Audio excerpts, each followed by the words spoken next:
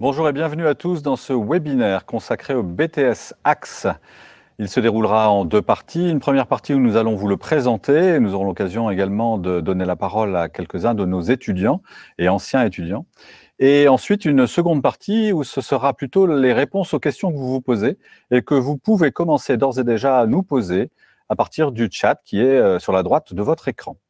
Alors, pour commencer, je vais d'abord poser la question à Michael Ringard, qui est responsable de la filière, et je vais vous présenter d'abord les autres personnes du plateau. Michael Ringard, responsable de la filière, ainsi que Sabine Liebrecht, André Bram, trois responsables de filière du BTS Axe.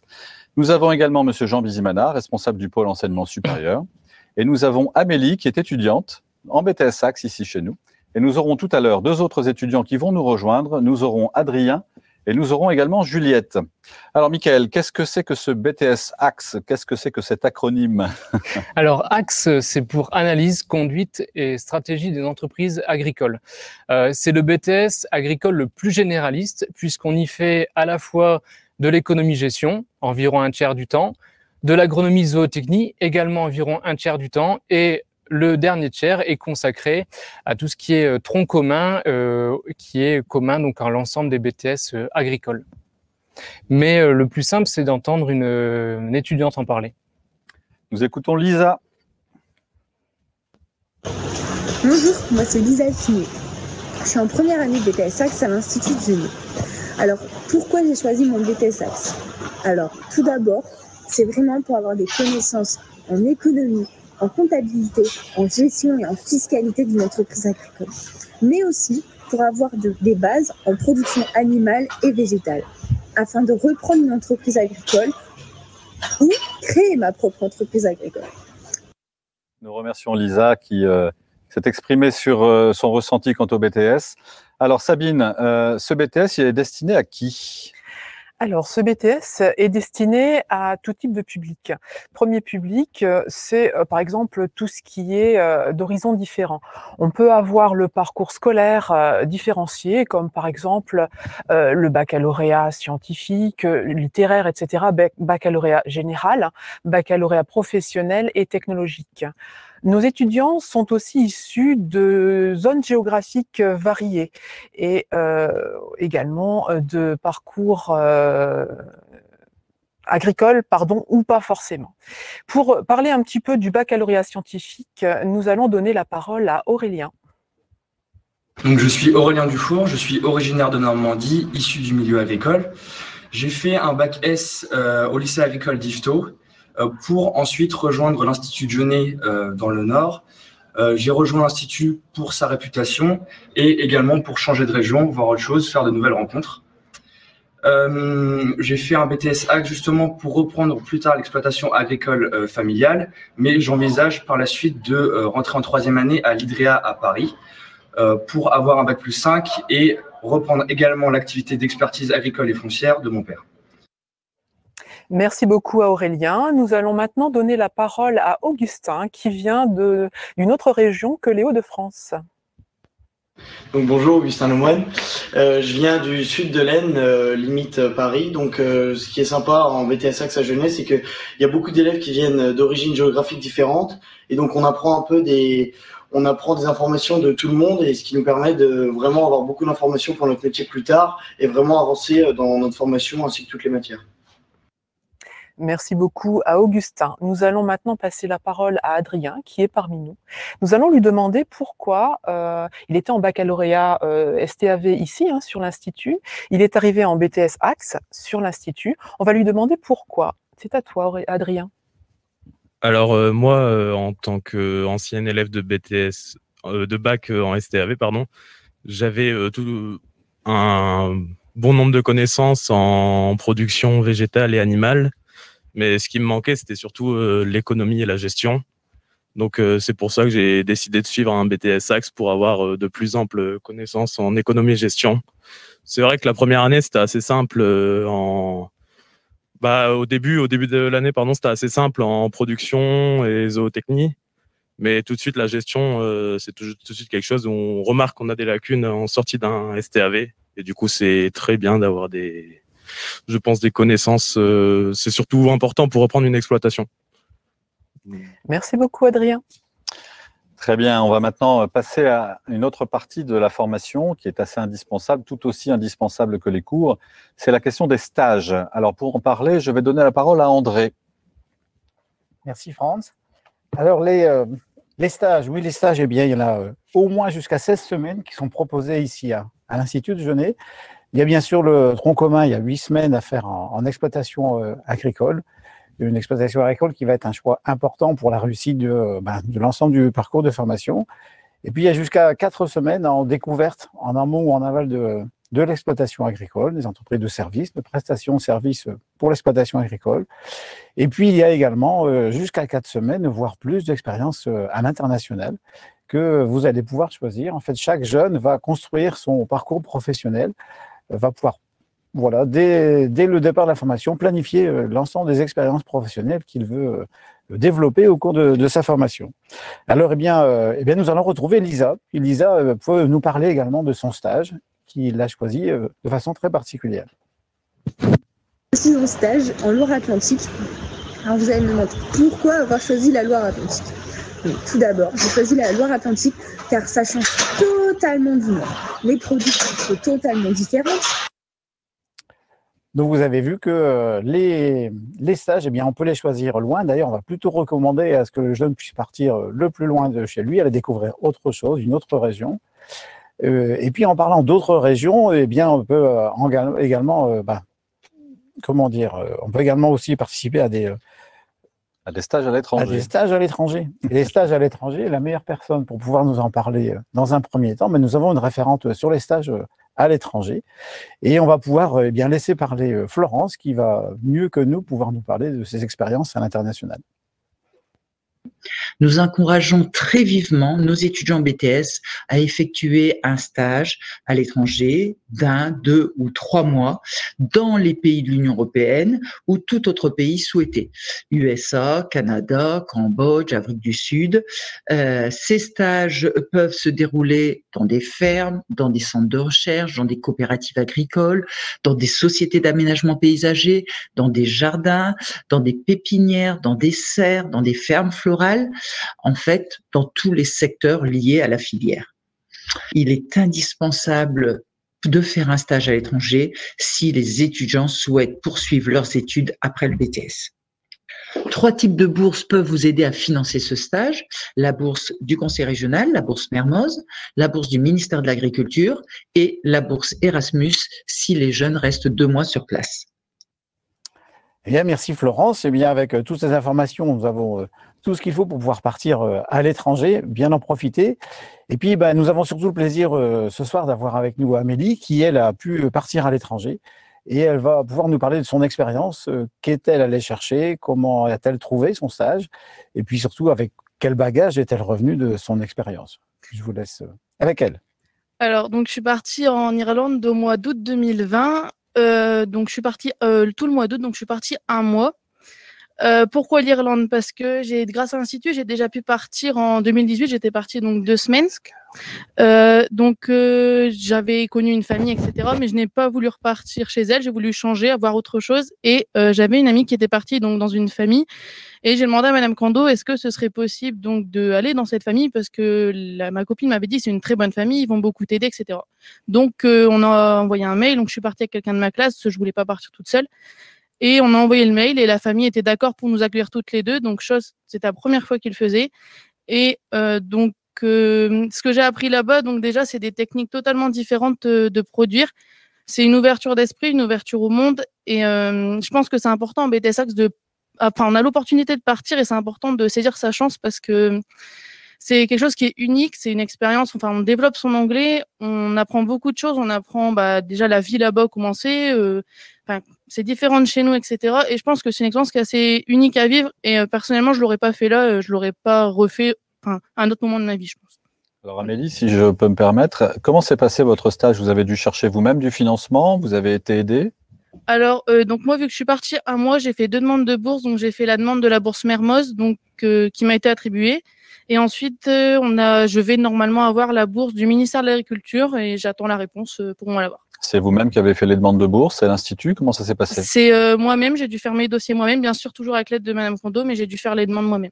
D'accord. Et vous avez normalement financé la plupart de votre stage avec les bourses? Là, avec une bourse, donc c'est le Mermoz, j'ai reçu 670 €. Ça m'a couvert mes frais d'avion et tout ce que j'ai pu acheter là-bas. Donc j'ai gagné de l'argent en fait. En étant parti, j'ai gagné de l'argent. Alors ça, faut pas le dire par contre. Et est-ce que on vous a trouvé le lieu de stage? C'est vous qui avez dû chercher? Comment ça s'est passé? Donc c'est Madame Kondo qui a des liens avec la famille, mais par contre c'est moi et la fille qui est partie avec moi qui l'avons contactée parce que on s'est dit qu'on était en BTS, on est grande, donc c'est à nous de contacter la famille. D'accord. Et on avait peur d'avoir un refus puisque la famille d'habitude n'accueille qu'une seule personne, enfin qu'un seul jeune à la fois. Et même Madame Kondo était étonnée qu'ils accueillent 2 personnes, et donc on a eu la chance et voilà. C'est rassurant. Voilà. André, on va parler des 1000 maintenant. Je pense que vous avez des choses à nous dire avec Juliette sur ce sujet. Merci Franz. Alors effectivement, en dehors des stages, on s'est aperçu qu'ils pouvaient être divers et variés. Il y a d'autres temps forts qui vont être proposés également sur l'Institut. Des temps forts, des semaines carrément dédiées à des thématiques bien particulières.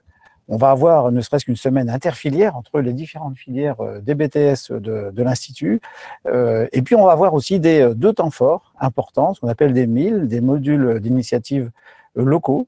Et puis, je pense que bien effectivement, Juliette vient tout justement très récemment de vivre une expérience qui est très intéressante et elle a envie de vous en parler. Donc, écoutons Juliette. Dites-nous, Juliette.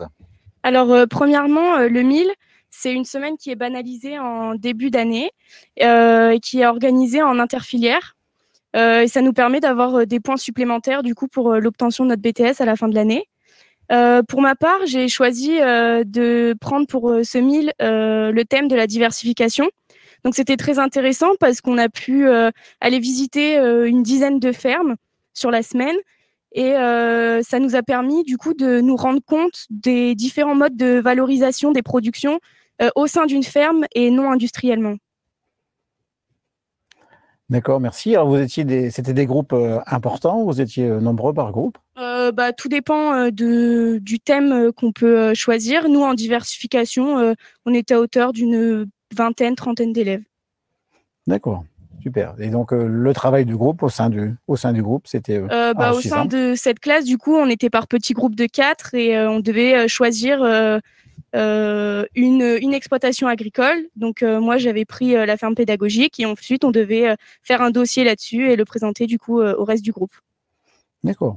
Très bien. Donc, vous voyez une expérience complètement vécue à 100% par les jeunes. D'autres thèmes, comme la création d'entreprises ou autres, sont également proposés dans le courant de ces MIL. Et puis, il y a en première année un MIL découverte des agricultures étrangères également, encadré notamment avec nos enseignants en anglais, mais aussi Florence qui nous donne beaucoup de tuyaux pour pouvoir trouver des professionnels que nous allons rencontrer sur le terrain. C'est un autre temps fort qui est proposé également. J'ai parlé de la semaine interfilière. Et plein d'autres animations. C'est participer aussi à des challenges sur des concours de gestion. C'est challenge également. C'est des trophées sur l'agroécologie qui est proposé également par la DRAF. Voilà, donc on saisit des opportunités pour mettre en raisonnement, en réflexion sur des thématiques diverses et variées sur nos métiers. Alors un BTS, c'est pas un concours, un BTS c'est un examen, on le prépare tous ensemble, et quand on doit préparer un examen tous ensemble, eh bien on peut le faire avec un peu d'entraide, n'est-ce pas André? Alors tout à fait, et là je pense que rien de mieux que de pouvoir laisser parler les jeunes, et on a notamment un premier témoignage, Rémi qui lui a envie de nous parler justement de ce travail en solidarité au sein de leur promotion. Écoutons Rémi.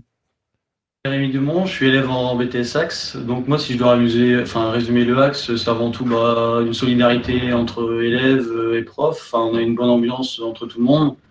Et il y a une entraide qui se fait entre toutes les classes et une entente entre tous les BTS agricoles qui est unique. Et c'est ce qui me plaît ici à Joliet. Bien, merci Rémi. Donc voilà, vous voyez un peu là, cette ambiance collective finalement qui est mise en œuvre.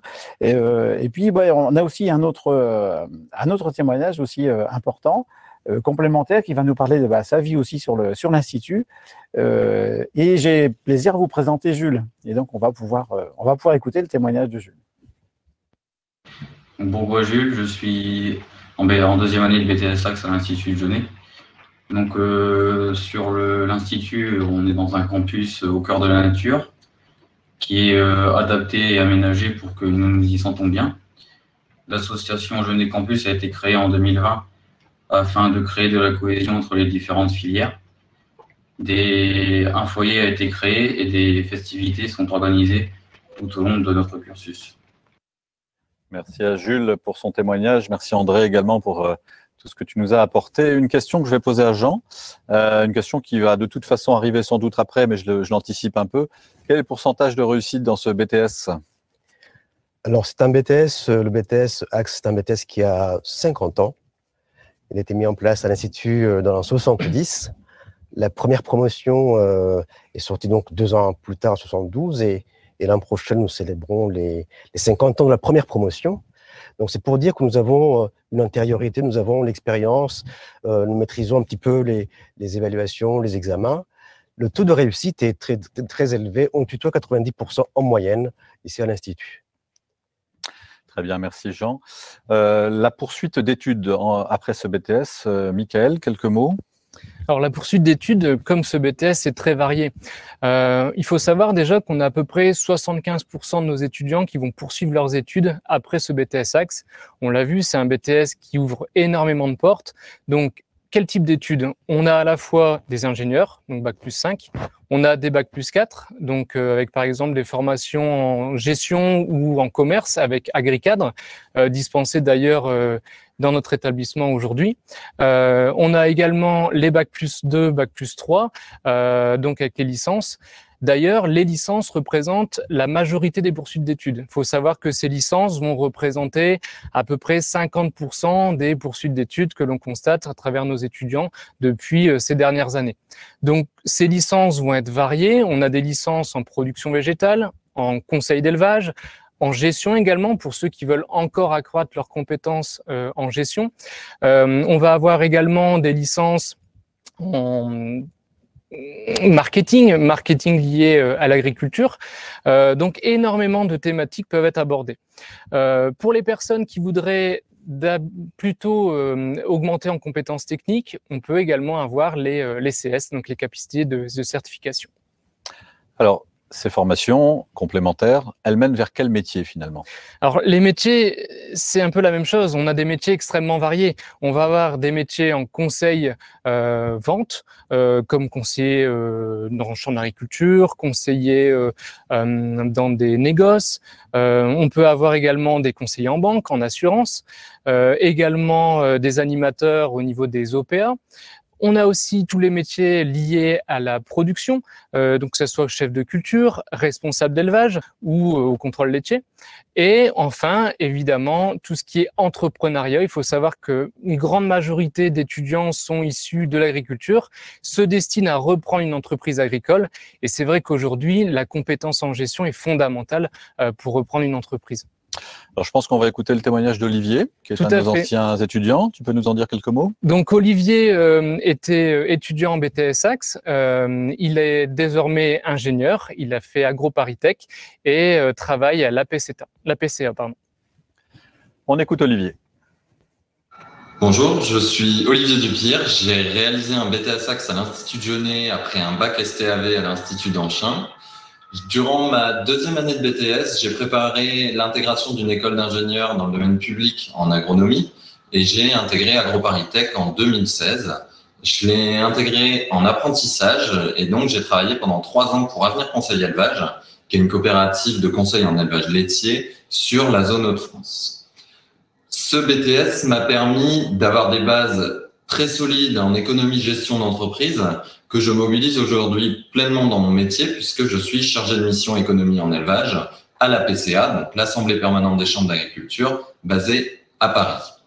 Ce BTS, il m'a aussi permis d'intégrer cet apprentissage pour une durée de 3 ans dans lequel j'ai pu apprendre le métier de conseiller en élevage et d'accompagner les éleveurs des Hauts-de-France dans le pilotage stratégique de leur entreprise agricole, à savoir que le secteur de l'élevage est aujourd'hui un secteur en pleine mutation et que ce BTS m'a vraiment permis d'en comprendre la majorité des enjeux. Merci à Olivier pour son témoignage. En effet, c'est un beau parcours post-BTS. Ça prouve que notre formation permet d'aller très loin et de faire des choses très diverses. Je pense que juste avant de passer aux questions, nous avons encore Lisa qui a quelques mots à nous dire en conclusion. On la revoit, Lisa.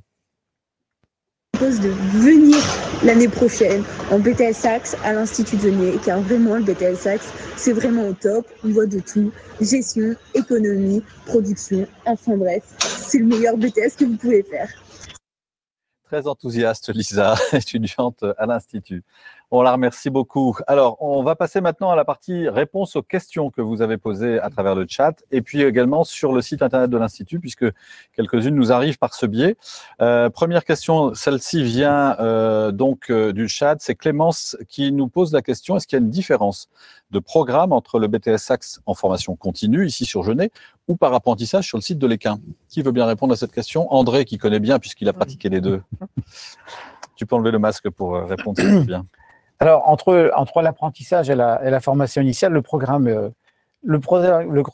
final est le même, le mode d'évaluation va être exactement les mêmes, puisque les épreuves terminales se passent, les jeunes sont mélangés, on attend les mêmes compétences.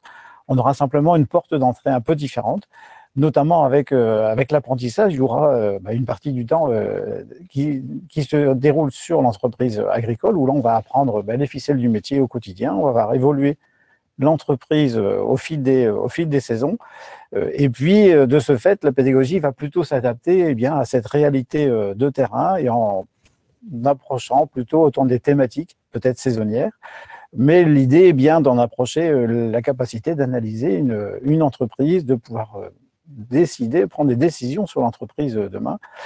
Choses auxquelles vont également atteindre bien sûr les jeunes qui sont suivis en initiale. En général, les gens en initiale ont peut-être déjà une première expérience peut-être de terrain, peut-être familiale, connaissent peut-être déjà un peu plus le milieu. Par contre, vont pouvoir profiter, eux, de plus de périodes de stage à l'étranger, comme Amélie nous en parlait, peut-être de plus de stages de diversification. Voilà. Donc on va acquérir des compétences aussi professionnelles, mais pas tout à fait au même rythme finalement.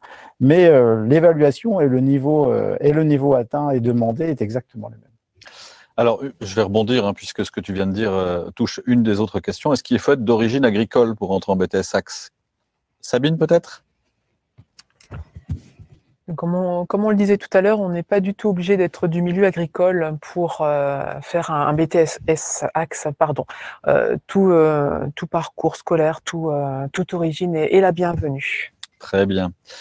Question un peu connexe, mais là qui concerne plus les stages. Est-ce qu'on peut faire son stage dans sa propre exploitation? Qui va répondre à cette question? André? Vas-y, André.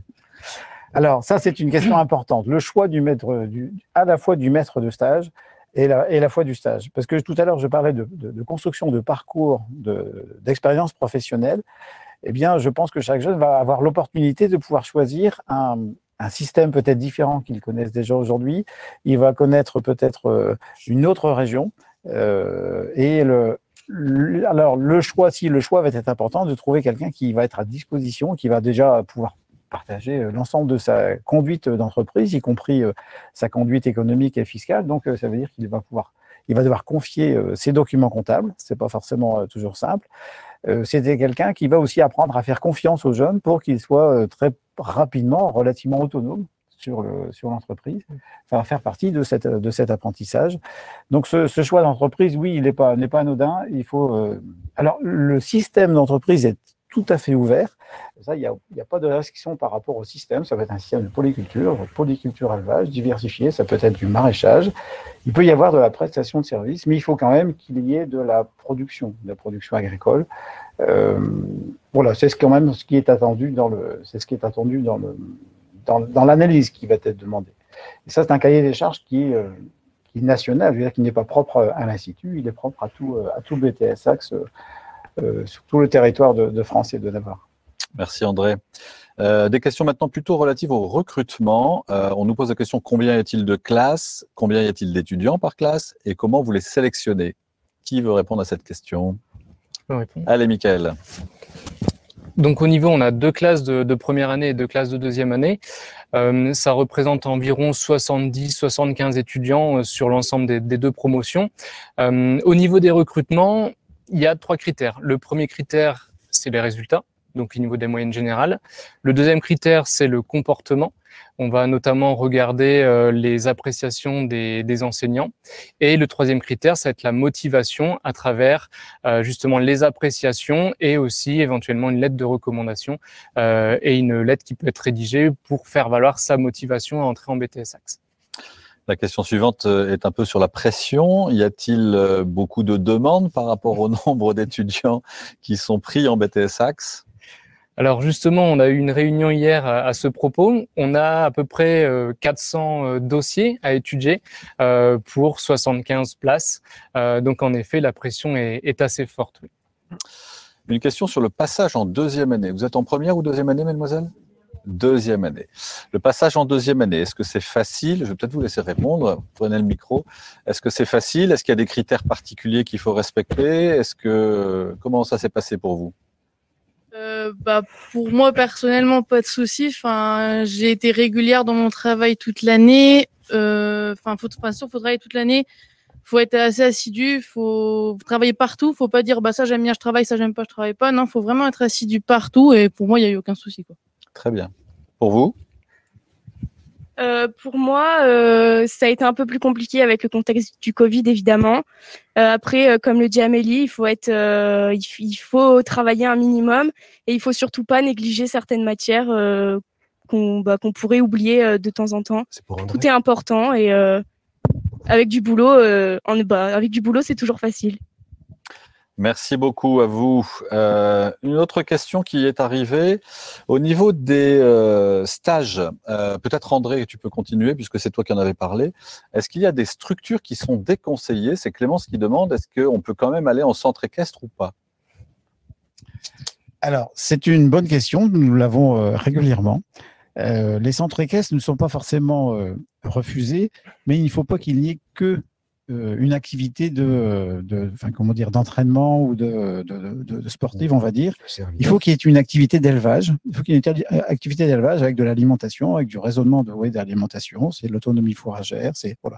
Il faut qu'il y ait ces connotations-là pour que le stage puisse rentrer dans le cahier des charges nécessaires.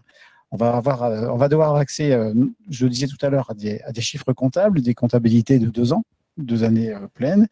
Ce qui n'est pas toujours forcément facile à obtenir. Et puis, on va aussi demander d'analyser des conduites de production, donc des conduites d'élevage, mais aussi des conduites de production végétale. Et pour le jeune qui se retrouve avec une structure uniquement de prestation de services, serait un peu décalé.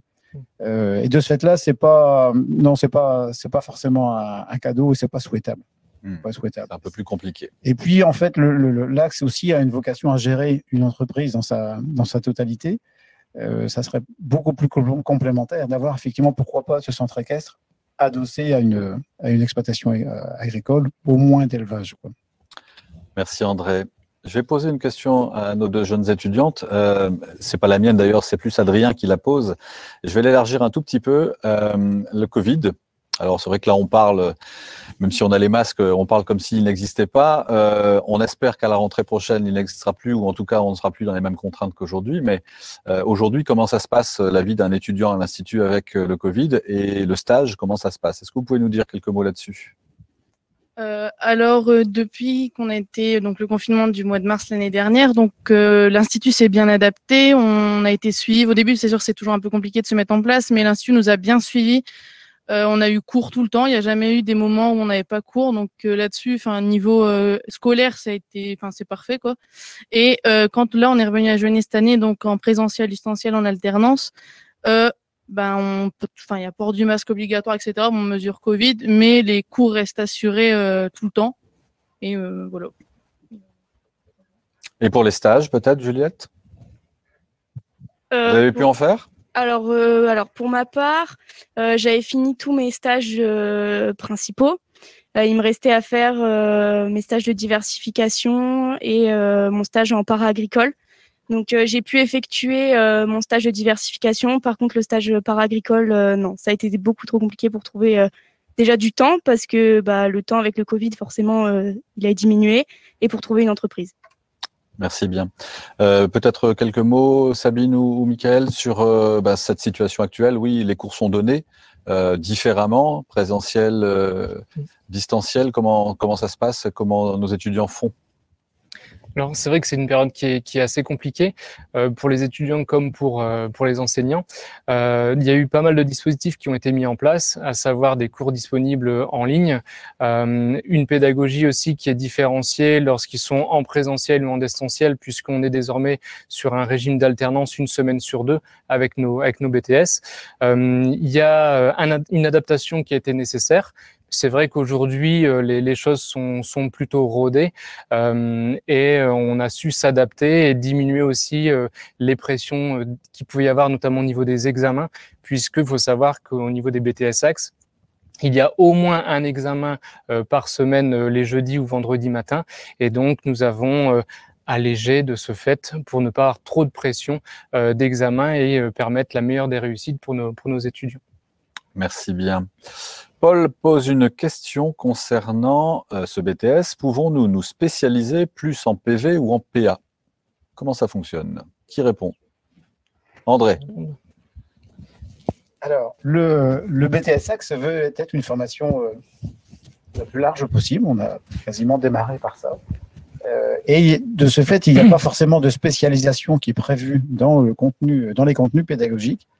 Par contre, tout à l'heure, je parlais de construction de parcours professionnel. Et là, chaque jeune a l'occasion de pouvoir lui renforcer peut-être des orientations, des préférences, des attentes particulières. Certains seront peut-être plus dans le domaine de l'élevage, certains seront peut-être plus dans le domaine végétal.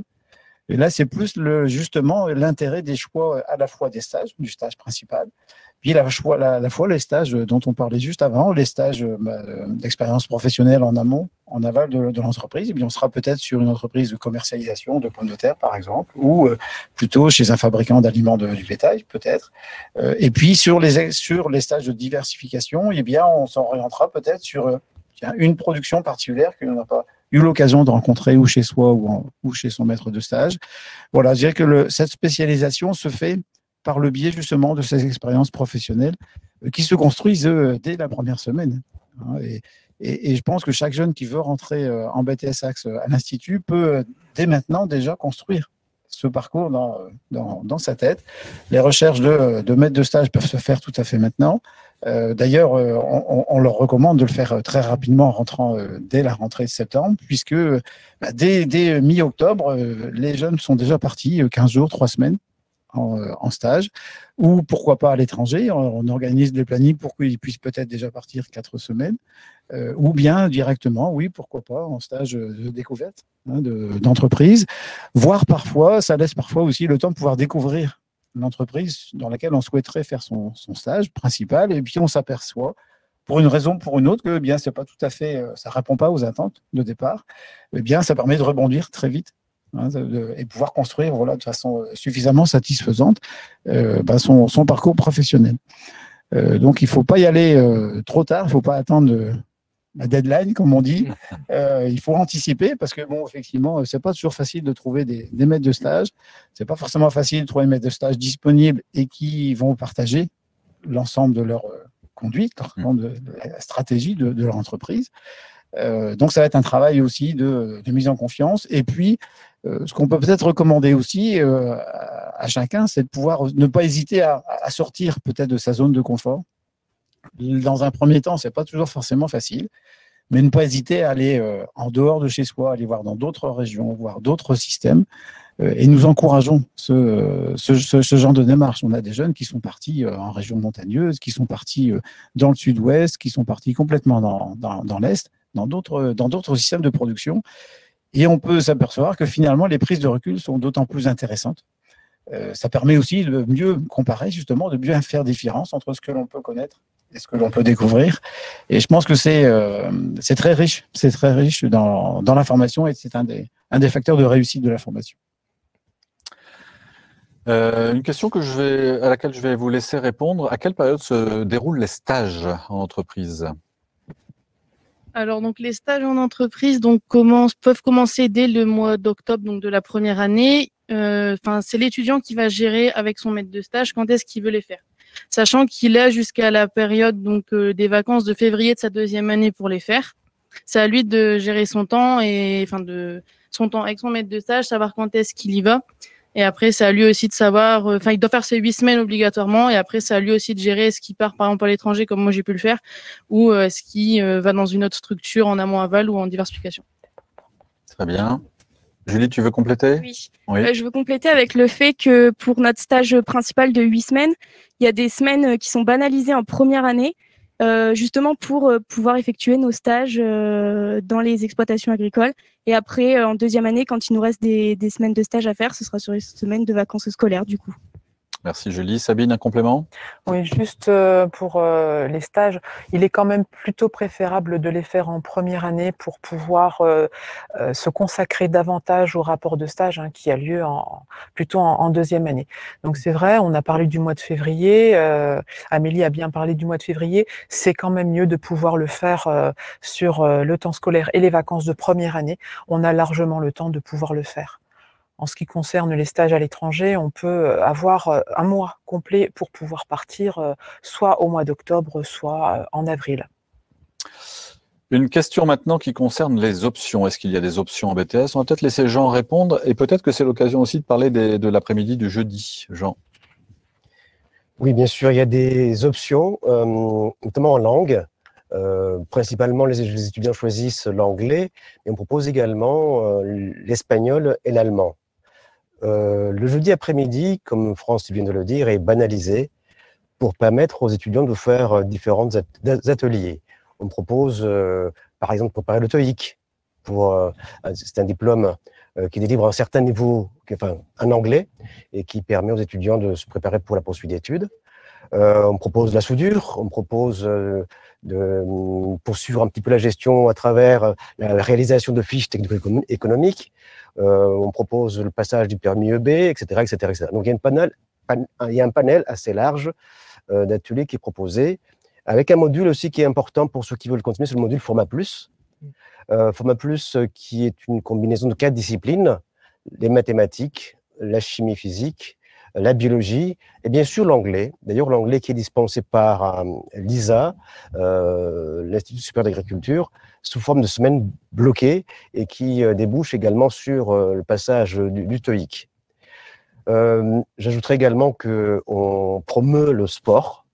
Une partie du jeudi après-midi aussi est banalisée pour permettre aux élèves de s'adonner à leur sport favori, que ce soit le sport individuel ou le sport collectif.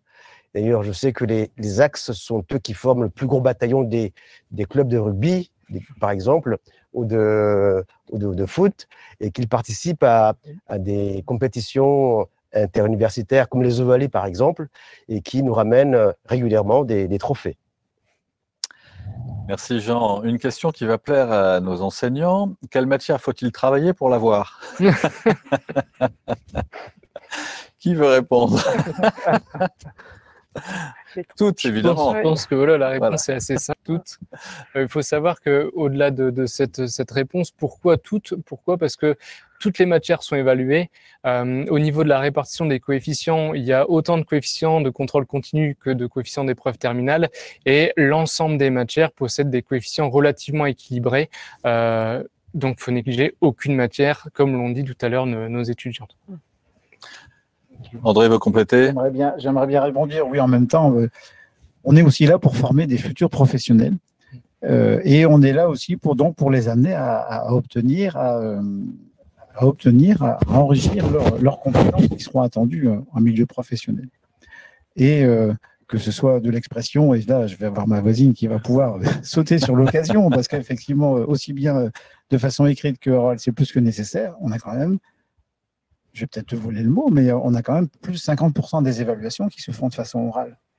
Et donc, il va falloir accepter de prendre la parole, de s'exprimer devant un groupe, de discuter, d'argumenter devant un jury, ça fait partie de l'entraînement. De l'anglais, l'anglais est incontournable aujourd'hui, et d'où les expériences à l'international pour renforcer ses compétences. D'où parfois aussi on reçoit des professionnels anglophones. Et puis, un technicien qui est censé gérer son entreprise agricole, c'est à la fois de l'agronomie, la connaissance du fonctionnement de son sol, c'est aussi bien de la zootechnie, c'est aussi de l'agroécologie, puisque c'est l'ensemble finalement de ces sciences qui permettent de bien gérer son outil de production. Et puis quelque part, bah oui, la gestion de l'entreprise, les notions juridiques, sans notions juridiques, c'est difficile de gérer une entreprise. Voilà, donc finalement, il y a, entre guillemets, il y a rien à sélectionner puisque tout est important. Sabine, un complément? Oui, il ne s'agirait pas de cloisonner les matières, en fait. Tout est imbriqué, comme disait André. Quand on a, par exemple, dans un stage, des stages de vente, on va vendre ses pommes de terre ou autre, eh bien, il faudra peut-être parler anglais. Donc, l'anglais est très important hein, de nos jours, donc à ne surtout pas négliger, ne serait-ce que pour aussi entrer dans les écoles supérieures hein, par la suite, hein, post-BTS. En ce qui concerne tout ce qui est français, communication, expression, eh bien, on pourrait être amené hein, en tant qu'agriculteur, peut-être dans d'autres professions ou pourquoi pas, si jamais on est amené à être dans un conseil municipal, etc., eh bien, on est amené aussi à prendre la parole. On est peut-être de temps en temps amené à faire des comptes rendus, à faire des animations, etc. Donc, ce n'est pas non plus à négliger. En ce qui concerne les mathématiques, eh bien, on doit savoir calculer, bien évidemment, on doit savoir faire du traitement de données, des statistiques qui peuvent être très, très intéressants. Il existe aussi l'informatique qui peut être très utile pour connaître tout ce qui est Excel, Word ou d'autres logiciels et pouvoir mettre en forme son rapport de stage et toute autre forme numérique. On sait très bien que le numérique maintenant devient de plus en plus important de nos jours. On a également aussi à préparer, alors c'est un petit peu différent, on a également ce que l'on appelle le M11, hein, l'accompagnement personnel et professionnel. Et eh bien on accompagne l'étudiant justement pour pouvoir préparer son avenir, non seulement par les matières enseignées, mais également pour pouvoir l'écouter et voir un petit peu son orientation. Merci Sabine. Une question à propos des cours. Est-ce qu'on a des cours comme au lycée ou est-ce que c'est un peu différent? Autrement dit, est-ce que la pédagogie est la même qu'au lycée ou est-ce que la pédagogie est différente? Qui peut répondre? Michael? Je peux commencer. Alors, la pédagogie est relativement différente. On a beaucoup de cours interdisciplinaires, c'est-à-dire que déjà la notion de matière est un petit peu différente. On parle de modules.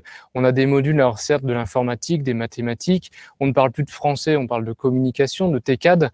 Et puis on va avoir des séances en première année ou en deuxième année de pluridisciplinarité, c'est-à-dire que vous allez avoir durant un cours plusieurs enseignants. Donc on va travailler par exemple sur des cas concrets, des cas pratiques, où à la fois vous allez aborder des notions d'agronomie, de zootechnie, de gestion, évidemment de français, de communication, puisqu'il faut savoir s'exprimer devant un public, savoir rédiger, comme tu le disais, une note quelconque, une note de synthèse, d'où l'importance de ces pluridisciplinarités. On a aussi également des modules qui sont un petit peu différents de ce qu'on peut voir au lycée. Vous allez avoir des notions d'agronomie, de zootechnie, certes, mais aussi agriculture et politique publique, l'agriculture et le territoire. Donc des choses un petit peu différentes qui vraiment vont vous permettre d'avoir une connaissance accrue du métier, des métiers qui gravitent autour de l'agriculture et des interconnexions qui peuvent exister entre les acteurs du milieu agricole. Très bien. Antonin nous pose une question relative à la part de la gestion à l'intérieur du BTS Axe. Est-ce que la gestion, c'est le gros morceau du BTS Axe? Est-ce qu'il y a un peu de technique? Voilà. Comment ça se situe? Qui veut répondre à cette question? Peut-être les filles, ça pourrait être intéressant que vous répondiez. Comment vous le vivez, vous? Alors moi, je trouve que la gestion a une part, certes, parce que c'est un BTS Axe, donc forcément, mais je trouve pas que ça soit plus important en termes d'heures de cours ou quoi qu'un autre cours. Après, la gestion, il faut prendre dedans et il faut s'y mettre parce que sinon, on est vite largué, quoi. Évidemment, merci Amélie. Qui veut compléter? Jean, oui. Je veux bien compléter. Vas-y, Jean. Même si je ne suis pas prof de gestion dans la filière, quand on parle de gestion, il ne faut pas que ça l'arrêter à la discipline de gestion. Parce que on va ici préparer à diriger une entreprise. Donc, il y a la fiscalité qui va avec, il y a la comptabilité qui va avec, il y a le droit rural qui va avec. Donc, il y a beaucoup de choses autour de la gestion. Donc, quand on additionne tout cela, on se rend compte effectivement que, d'ailleurs, il y a un jeune qui l'a dit tout à l'heure, qui est aujourd'hui ingénieur. Sur quoi il se base aujourd'hui pour conseiller en gestion? Sur ce qu'il a eu en BTS Axe. On retrouve plus ça même en école d'ingénieur. C'est vraiment un morceau. Et puis on apprend également, c'est dans le nom de l'intitulé de la formation, l'analyse. le raisonnement. Et ça, c'est vraiment un marqueur important pour la filière. Merci beaucoup, Jean. Michael veut compléter? Dans l'axe, il y a aussi la notion de stratégie. Le BTS a été réformé il y a maintenant 5 ans. La notion de stratégie, voilà, comment un chef d'entreprise va élaborer une stratégie pour sa structure, c'est vraiment en ayant une multitude de casquettes et savoir fixer les bonnes décisions avec les bons indicateurs. Et c'est là où on voit l'importance d'avoir une multitude de modules à étudier. Aujourd'hui, gérer une entreprise se limite pas uniquement aux modules de gestion, comme disait Monsieur Bisonneur. La gestion, c'est le droit, c'est la technique, c'est le français, c'est l'anglais. C'est vraiment avoir une multitude de casquettes. Aujourd'hui, on ne parle même plus d'agriculteurs, on parle d'agri-managers, donc vraiment des personnes qui sont censées maîtriser une multitude de thématiques pour mener à bien une stratégie d'entreprise complète.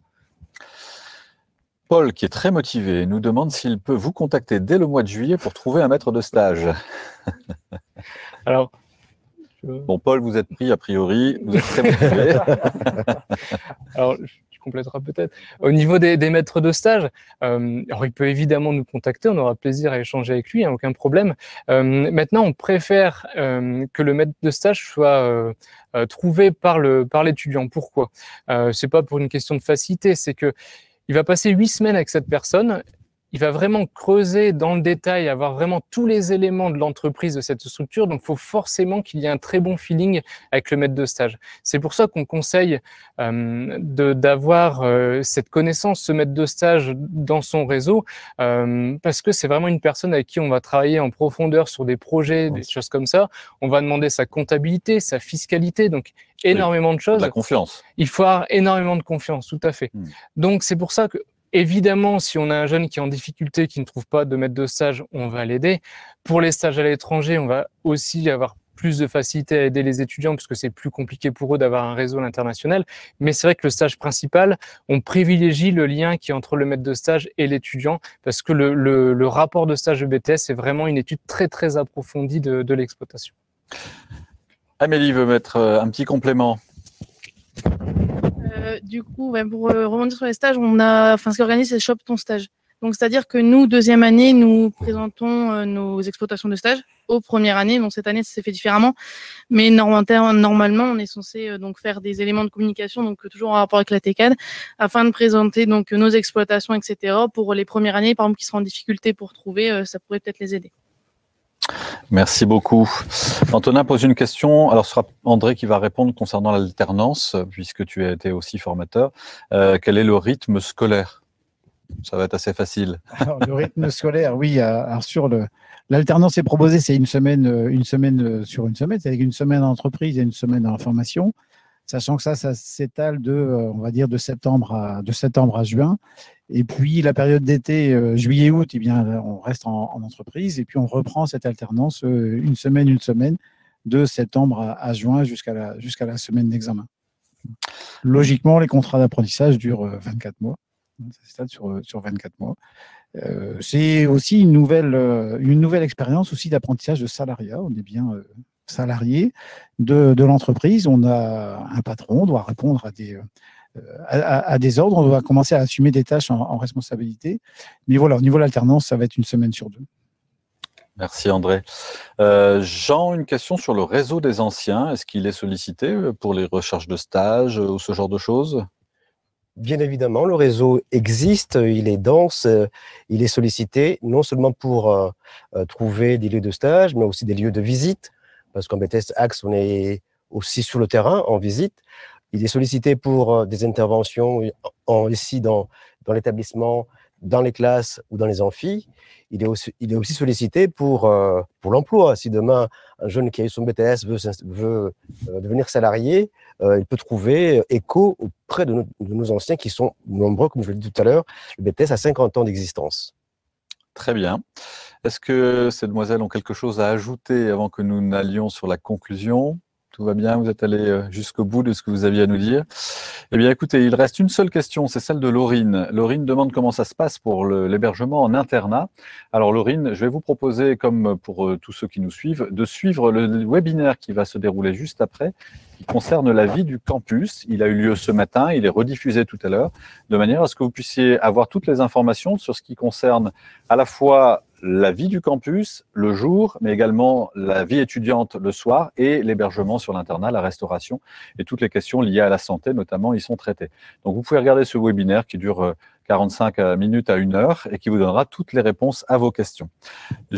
Oui, André, un petit complément. Si je peux me permettre de rebondir également là sur le, oui, rebondir. à la fois sur cette vie campus, on va dire, et puis la pédagogie, dans la mesure où on a aussi des outils sur place, on a des exploitations agricoles diverses et variées, et eh bien, elles sont à disposition. Nous nous en servons au cours de la formation pour des dossiers divers et variés, n'est-ce pas?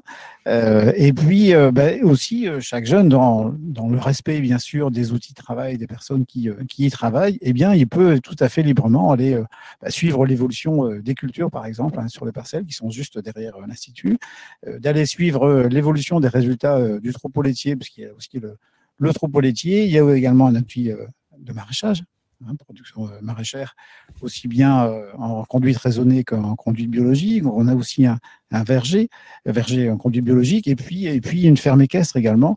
Donc voilà, on a des outils qui sont très diversifiés, qui sont aussi à disposition, dont nous nous servons aussi dans le déroulement de nos pédagogies, et qui sont à disposition des jeunes.